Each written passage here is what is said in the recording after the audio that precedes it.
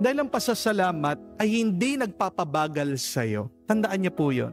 Baka makalimutan mo na ang Diyos ang nagbigay sa'yo ng kakayahan at lakas.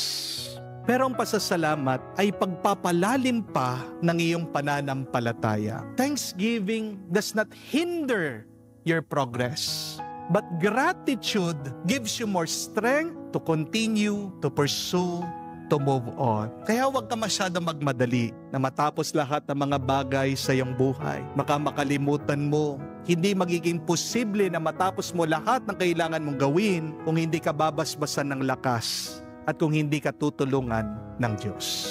Pero ikalawa, isa lang po ang bumalik sa ating Panginoon dahil siya lang ang nakakita, nakapuna na gumaling na pala siya. The Gospel said that when the Samaritan realized that he was healed, he quickly, instantly went back to Jesus.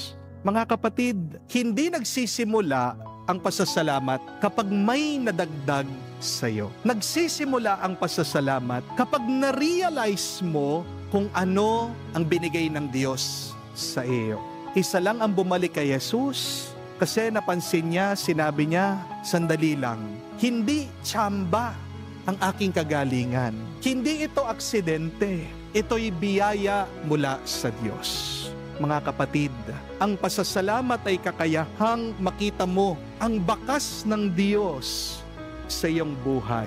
Kaya, kung nagising ka ngayon, sana ma-realize mo na ang iyong hininga ay hindi automatic. Di po ba? Ang bawat paghinga mo ay biyaya.